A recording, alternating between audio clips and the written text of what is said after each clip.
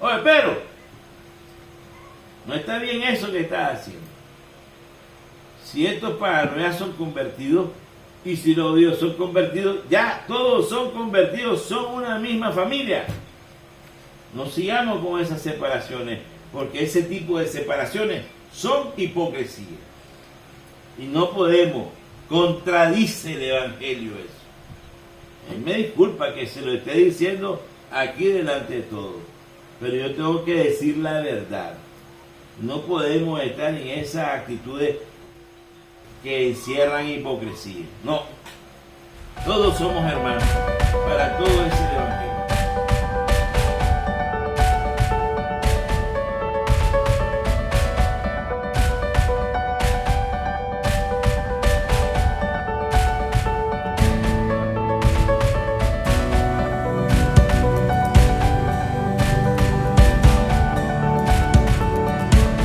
Luces, cámara, acción. Distinguido. ¿Cómo está mi querido viejo? En la carta a los Gálatas hay crisis. Hay crisis dentro de la comunidad cristiana. Pablo ya les había hecho anteriormente un regañito, un jalón de chaqueta, porque fácilmente se dejaban engañar con otro evangelio. Y él le dice, solo hay un evangelio, el de Jesucristo. No se dejen engañar con otro tipo de evangelio. Solo hay un evangelio. Eso es Pablo, ¿verdad? Y ahora hay otro problemita. Ya se lo voy a advertir. Queridos hermanos, después de 14 años, volví de nuevo a Jerusalén. 14 años evangelizando en el lejano oriente, allá en aquellos lugares recónditos del Asia, donde nadie iba, puros gentiles, puros personas que no eran judíos. 14 años, desde que me caí del caballo, 14 años tengo de estar evangelizando fuera del pueblo de Israel, a todos los gentiles. Volví de nuevo a Jerusalén con Bernabé y también con Tito, eran sus dos escoltas, sus dos discípulos. Regresé porque Dios me lo había revelado. Regresé porque Dios me había dicho, regresa, vamos donde Pedro. Ahí en una reunión privada con los dirigentes le expuse el evangelio que predico a los paganos. O sea que ya estaba en el cónclave. Estaba diciéndole cómo y qué le predicaba a los paganos. Hice esto para que mis trabajos pasados y presentes no resultaran inútiles. O sea, vine a dar un informe de todo lo que he laborado a favor del Evangelio en estos últimos 14 años que he estado fuera de mi tierra. En esa exposición todos reconocieron que yo había recibido la misión de predicar el Evangelio a los paganos. Todos coincidieron de que había recibido la misión de predicar a los paganos el Evangelio, como Pedro había recibido la misión de predicarlo a los judíos. Yo lo predico a los paganos, Pedro predica a los judíos. Porque aquel que le dio el poder a Pedro para ejercer el apostolado entre los judíos, me lo dio a mí para ejercerlo entre los paganos. Y aquel que le dio el poder a Pedro y a Pablo, también se lo dio a usted para ejercer su apostolado en la familia, en el pueblo de San Carlos. Ya lo hizo. Ya ese apostolado ya lo hizo durante mucho tiempo. ¿Se acuerda cuando usted era el que hacía las prédicas ahí en la homilía, cuando no había cura? ¿Se acuerda? Sí. Eso hace bastante, Hace bastante. Pero después ejerció otro tipo de misión. ¿Se acuerda cuál? ¿Qué es lo que estás tratando de...? Está a la defensiva, maestro, está a la defensiva. Estoy tratando de recordar. Después fue ministro de Eucaristía, ¿sí o no? Pues sí. Bueno, entonces esos cargos es una misión. Esos cargos es una misión recibida por el Altísimo, ¿verdad? Ellos así lo han dicho, porque aquel dice que le dio el poder a Pedro para ejercer el apostolado entre los judíos, me lo dio a mí para ejercerlo entre los paganos, y a Fernando para ejercerlo en el pueblo de San Carlos, y después para ejercerlo dentro de su familia, y Carlos Fernando para ejercerlo en su barrio y dentro de su familia. Todo es cuestión de que nosotros sintamos o escuchemos, mejor dicho, la convocatoria, el llamado, y que oigamos aquella frase que dice: yo te escogí desde que estabas en el seno materno, desde antes que naciera, ya te había escogido para esa misión. Que a veces nos preguntamos, ¿quién elige a los profetas? ¿Quién elige a los sacerdotes? ¿Quién elige a los apóstoles? ¿Quién elige a los misioneros? ¿Quién? Todos son elegidos desde antes, desde que estaban en el seno materno, desde antes que nacieran, han sido elegidos por Dios. Es Dios quien nos da la misión de predicar. Es Dios quien nos da el poder para ejercer un apostolado específico en una circunscripción específica. Así pues, dice, estando hablando con Santiago, Pedro y Juan, que eran considerados columnas de la iglesia. Los apóstoles son columnas de la iglesia, por eso es apostólica. La iglesia nuestra es apostólica, universal, católica y apostólica, porque las columnas de la iglesia son los apóstoles. Ellos, Santiago, Pedro y Juan, tres escogidos por Jesús, reconocieron la gracia que Dios me había dado a mí y nos dieron la mano a Bernabé y a mí en señal de perfecta unión para expresar su acuerdo. Todo esto tiene que llevar a la unidad. Si ya separan, ya eso no viene de Dios. Si ya hay divisionismo, ya no viene de Dios. Lo único que nos pidieron fue que nos preocupáramos por los pobres, cosa que hemos procurado de cumplir con solicitud. Esa es la primera parte que está comentando Pablo a su pueblo de Gálatas. Ahora viene lo candente. Ese fue el preámbulo para continuar con lo siguiente, que es lo pesado. Es la parte crítica.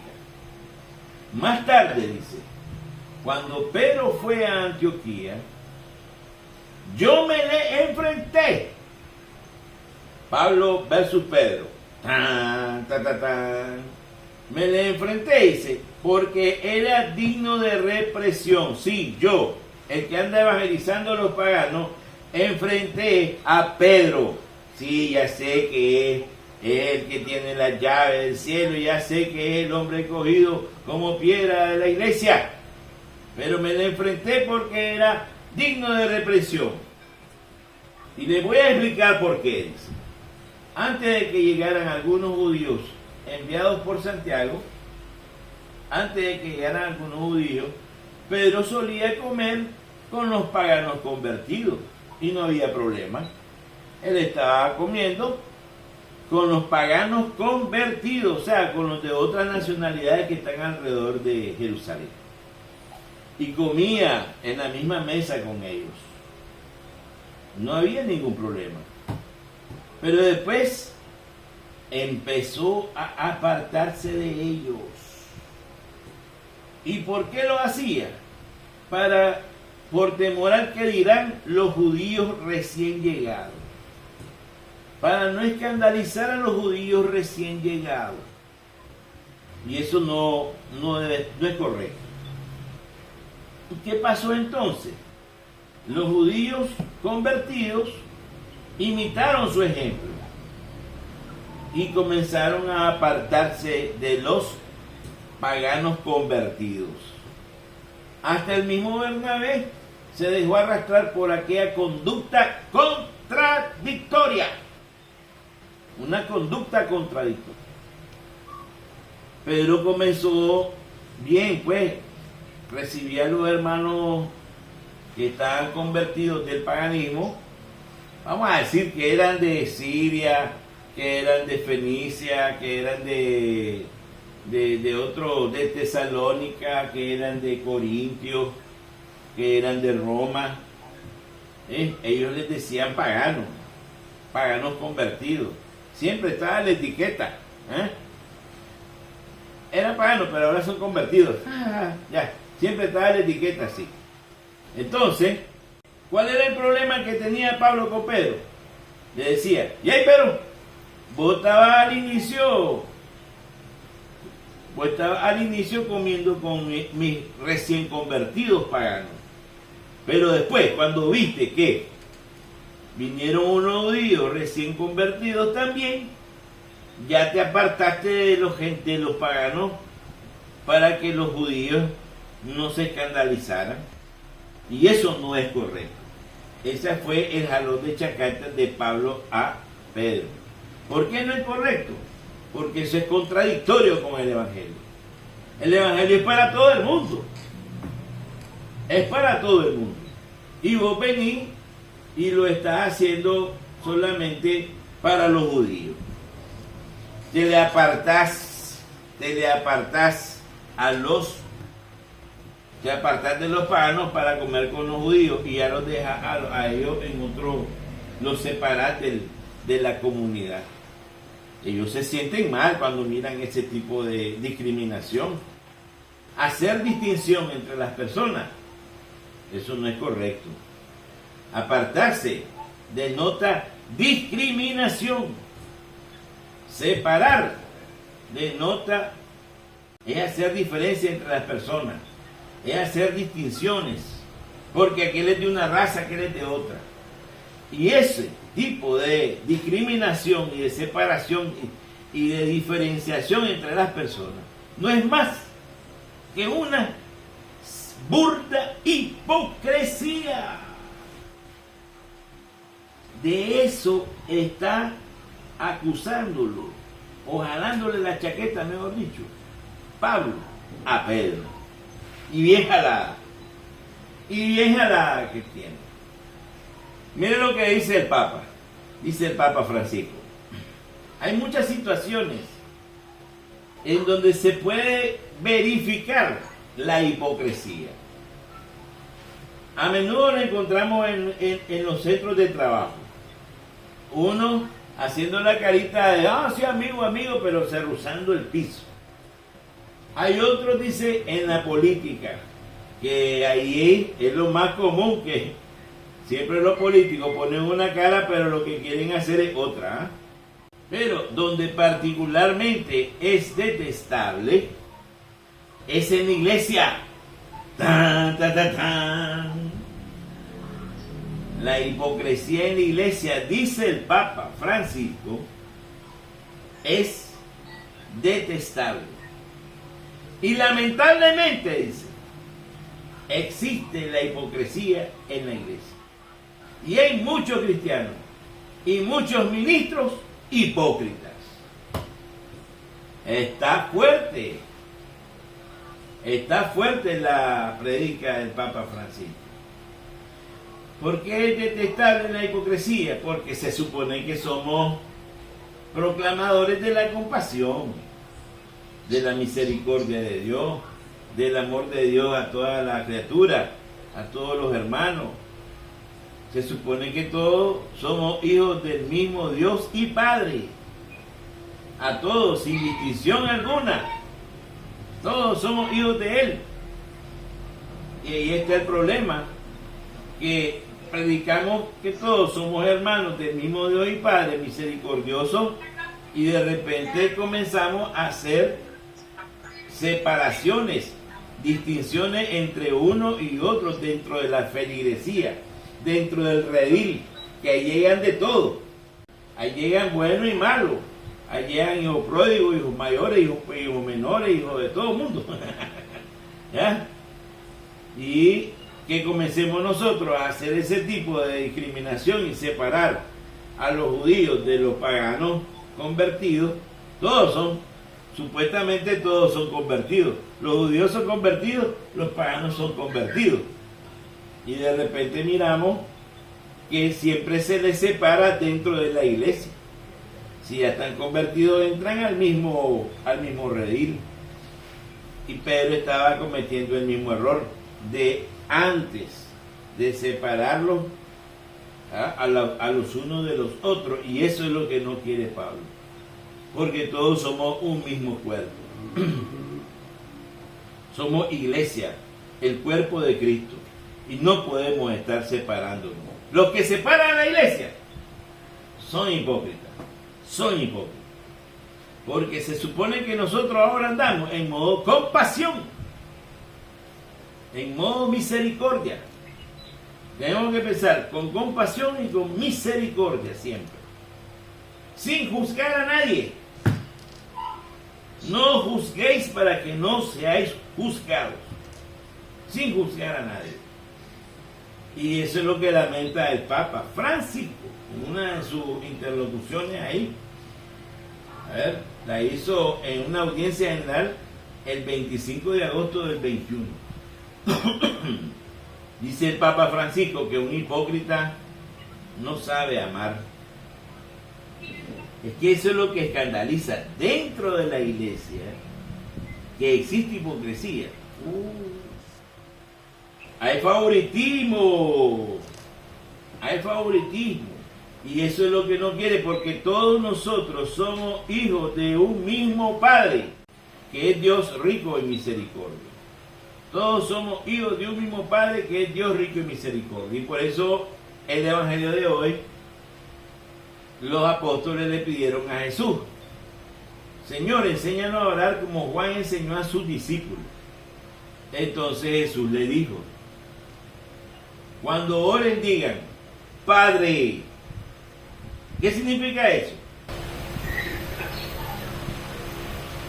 Cuando usted le dice Padre a Dios, ¿qué significa? El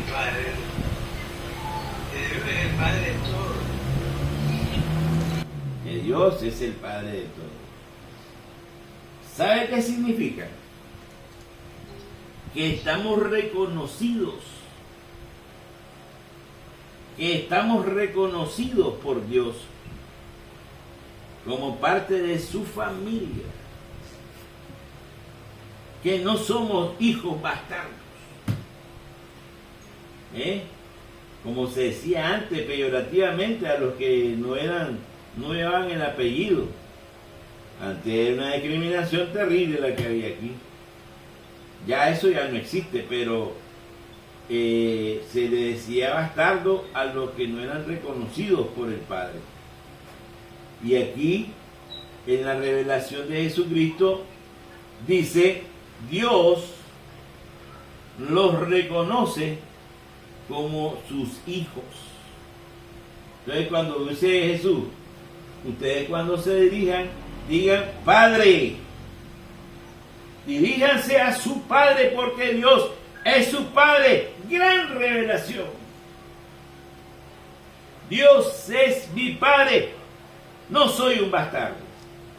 No soy cualquier persona.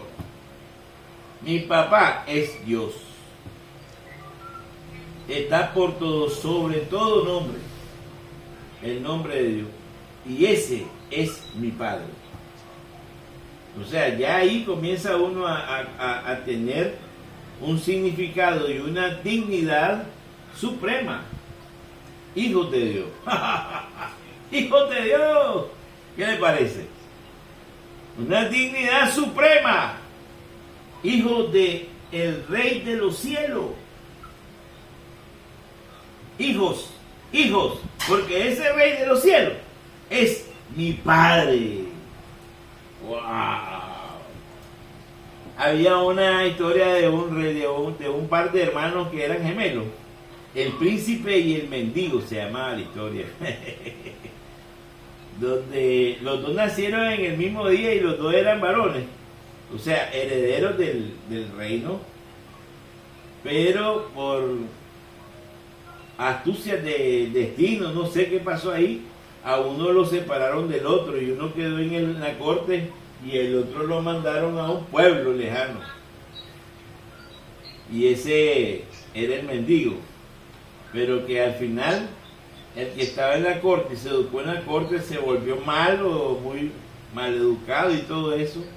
De tal manera que el mendigo lo llegó a sustituir. Interesante la historia, pero lo que quiero decir es que somos hijos de un rey. Somos hijos del rey. Que tenemos toda la dignidad de realeza del cielo. Cuando nosotros decimos Padre. Y cuando decimos santificado sea tu nombre, ¿qué tipo de oración es esa? ¿Qué tipo de oración es esa frasecita? Santificado sea tu nombre. ¡Bum! ¿Qué tipo de oración es? ¿Es una oración de petición? ¿Es una oración de alabanza? ¿O es una oración de adoración? ¿Cuál de las tres? ¿Qué tipo de oración es? Le voy a dar tres opciones. Prácticamente las tres, No. No. Estamos por oración, de oración en oración. Vamos desglosándolo poquito a poco. Cuando nosotros decimos Padre, nos llenamos de la ternura de un Padre amoroso y nosotros de esa filiación de hijos, filiación divina que nos hace herederos del reino. Padre, con esa capacidad y esa confianza de llegar a decirle papá a Dios, de tener la confianza de que somos reconocidos por Dios como sus hijos. Pero cuando nosotros decimos santificado sea tu nombre, le voy a dar tres tipos de oraciones y usted me escoge una. Santificado sea tu nombre. ¡Bum! Primera opción, es una oración de petición. Segunda, es una oración de perdón. Tercera, es una oración de adoración. ¿Cuál de las tres? ¡De adoración! ¡Correcto! ¡Correcto, señor! Y mire, solo esa parte es la de adoración. Pero esa frase es la que nunca debe faltar todos los días en nuestro corazón. Esa es la frase más poderosa del Padre nuestro. Eso es lo que se me ha revelado. Esa es la parte más poderosa del Padre nuestro. Porque hace que el Señor mire hacia la tierra y diga, ¿quién está diciendo santificado sea tu nombre? ¿Quién está en actitud orante? ¿Quién es el que está elevando todo su espíritu en homenaje del entendimiento y voluntad hacia el Ser Supremo? Santificado sea tu nombre. ¿Quién? Es Fernando Oliva. ¡Oh! Escúchenle. Porque son pocos los que ya tienen esa actitud de orantes, de adoradores. Y hay que practicar siempre esa actitud de adoradores del Dios Padre. Sigo con el Padre Nuestro. Venga tu reino. Vamos a ver. Venga tu reino. 3 tipos de opciones. ¿Cuál de las 3 es? Venga tu reino. Oración de eucarística. Oración de adoración. Oración de petición. Eucarística. No, eucarística. Es de petición. Te pedimos que venga tu reino. Y esa es la única petición que debemos hacer. A veces le pedimos un carro, una casa. Le pedimos carro, casa, yate. ¿Qué más no podemos pedir? Nos aburrimos de pedir. Parece que como que si fuera Dios un Santa Claus. La única petición más poderosa, la que está sobre cualquier otra petición, la prioridad de las peticiones es que venga a nosotros tu reino en nuestra vida, en nuestra cultura, la cultura de tu reino que ya comience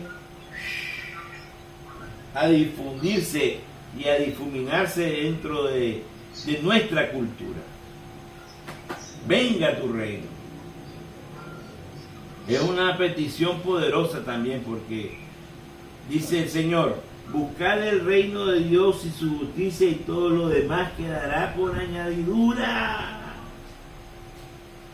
No estén pidiendo añadidura. Pidan el reino completamente. Punto. Están pidiendo añadidura. De la añadidura Dios se encarga. Ya sabe lo que necesitan. Ustedes pidan el reino. Y ahí está la oración. Venga tu reino. Danos hoy el pan de cada día. Es una oración eucarística, es una oración de adoración o una oración de perdón. Danos hoy el pan de cada día. Petición, perdón o eucarística. Eucarístico. Eucarístico, señores. Y le voy a dar la cita bíblica. Juan 6:35. Jesús les dijo a los apóstoles, yo, oiga como los argentinos, yo soy el pan de la vida. El que viene a mí no tendrá hambre. El Evangelio de Juan 6:35. Yo soy el pan de la vida. El que viene a mí no tendrá hambre. Y el que cree en mí nunca tendrá sed. Entonces, cuando nosotros decimos, danos el pan de cada día, en relación con esa cita bíblica es que creamos siempre para nunca tener sed ni hambre. Yo soy el pan de vida. El que viene a mí no tendrá hambre. Y el que cree en mí, entonces el hambre es una necesidad de creer. El que cree en mí nunca tendrá sed. Ni hambre ni sed. Entonces, ese danos hoy el pan de cada día es darnos fe para creer siempre en Cristo Jesús, que es el pan de vida. Algunos creían que era el alimento de todos los días. Los 3 tiempos.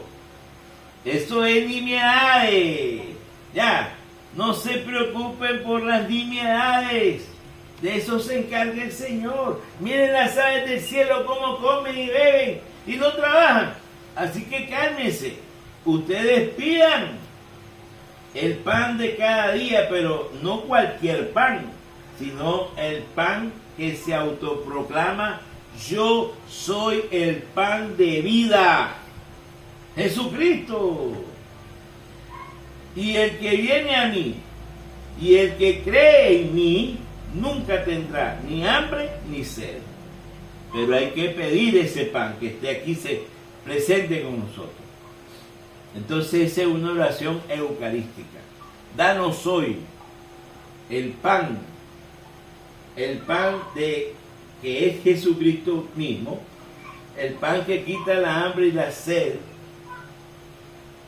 todos los días. Todos los días. La otra oración: perdona nuestras ofensas, puesto que nosotros perdonamos a todo aquel que nos ofende. Ahí termina. Entonces, esa es una oración de petición o de protección, o una oración de perdón. Perdón. Esa está como pasada, como bonita es. En convita de la paseta, diga. Ese era un tiro de bola pasada, Claro, esa es la oración de perdón. Pero no por tanto, porque era una bolita pasada, es una oración cualquiera. Esta es la oración, para mí, humanamente hablando, crucial a la hora de elevar la oración del Padre Nuestro. Esta oración para mí es la más importante entre nosotros para la salvación de nuestra alma. ¿Por qué? Porque si nosotros logramos perdonar, el Señor nos perdona. Porque aquí está en la cláusula, en letra chiquita, dice: perdona nuestras ofensas, Señor. Perdona nuestras ofensas, como nosotros perdonamos. Si nosotros no perdonamos una, no nos perdona. Por eso es importante leer la letra chiquita de este contrato. Hay que leer bien la letra chiquita y ver hasta dónde cuáles son las consecuencias de estas responsabilidades. ¿Por qué? Porque si nosotros no podemos perdonar 70 veces 7, no nos perdonan y nos quedamos, no pasamos la prueba. Y la última oración del Padre Nuestro es: no nos dejes caer en tentación.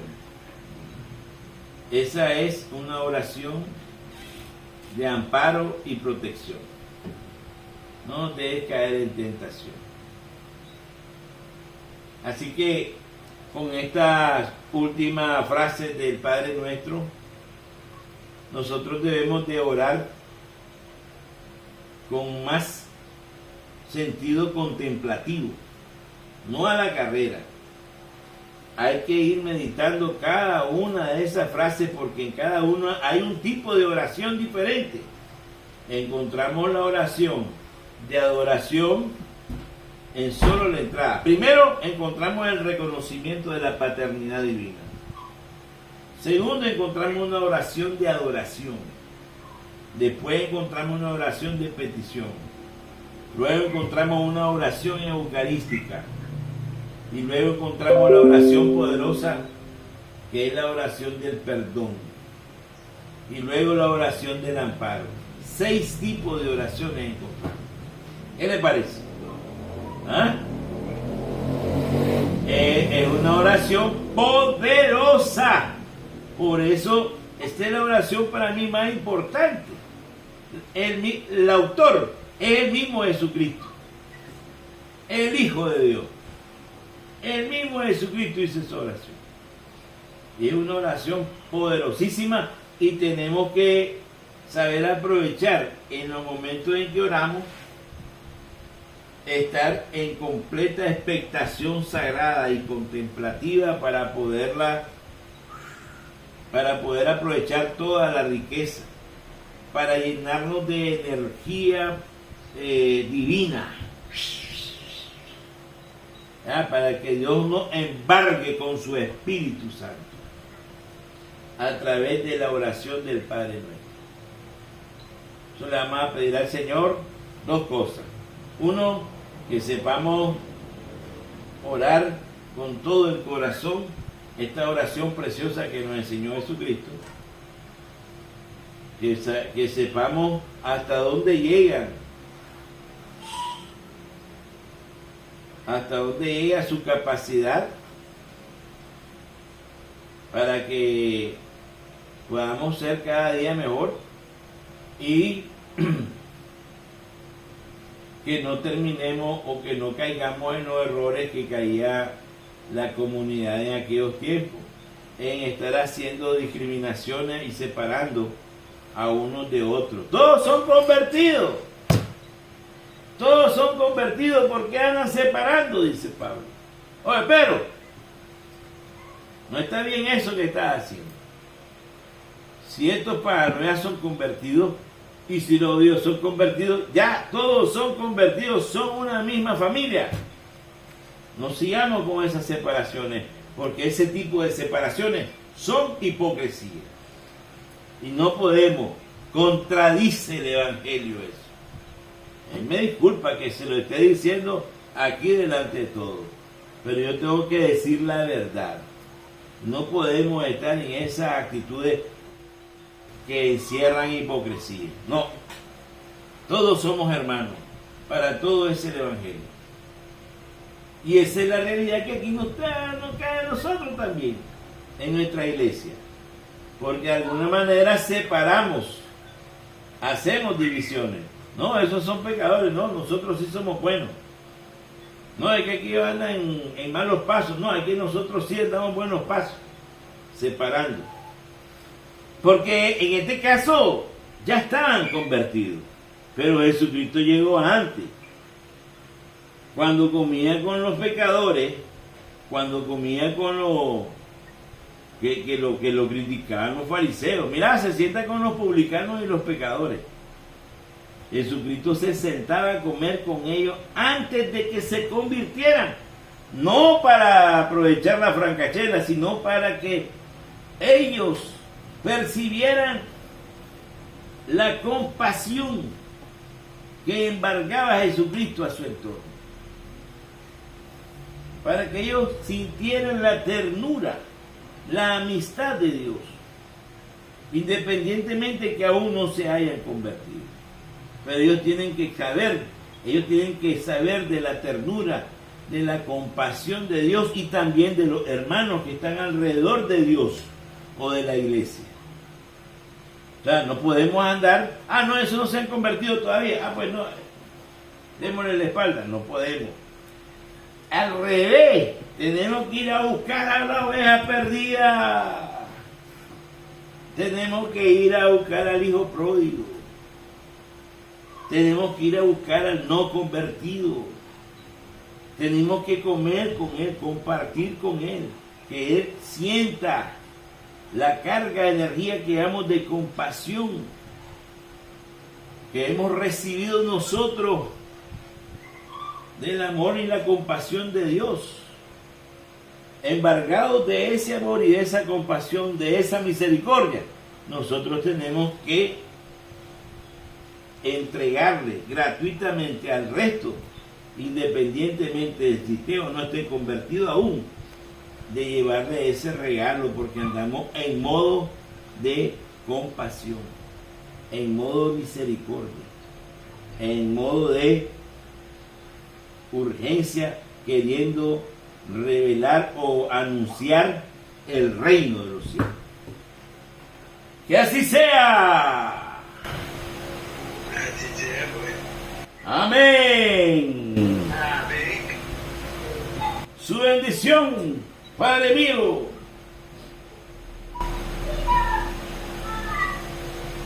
Todos los días estoy pensando en qué ofrecerte en este momento precisamente.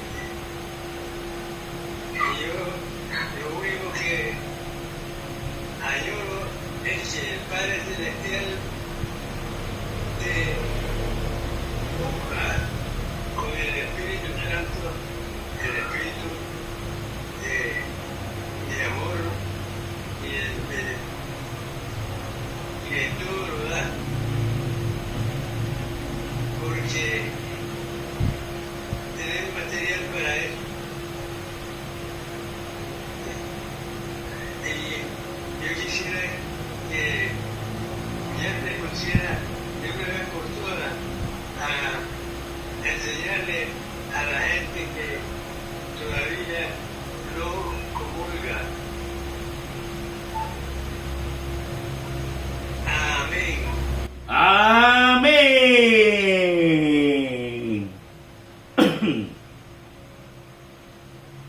Y aquí está quedando. Aquí está quedando todo anotado. Aquí está quedando todo anotado. Algún día llegará el momento en que ellos vean este testimonio de amor que tenemos padre e hijo en el amor de Dios. Ahí está quedando.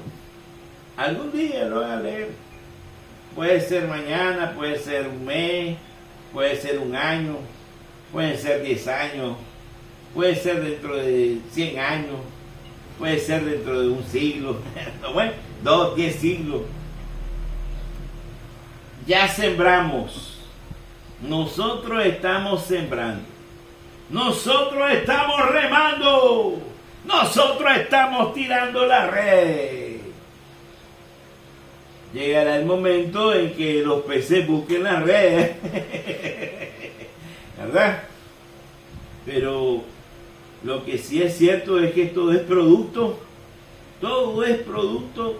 de la persistente oración suya. Todos los días. Todo lo que está sucediendo, esto no sucedía el año pasado, ni sucedía hace años. ¿Cuándo? Estar aquí platicando de la palabra de Dios y estar haciendo estas consideraciones mutuamente. No sucedía. Pero su oración continua, pidiendo la conversión de los hijos, mire lo que está pasando ya ahora. Está sucediendo. Esto es apenas el inicio, señores. Espere lo que viene, que es mucho más grande, es más hermoso. Así sea por siempre. Amén. Abrazo de oso. Te quiero mucho. Te quiero mucho. Me alegra mucho que ya esté contento. Hasta la próxima, entonces. Hasta la próxima. Feliz noche. Mañana a las 6, pues. A las 6. A las 6 de la tarde. Aunque esté lloviendo. Aunque esté lloviendo. Dele, pues.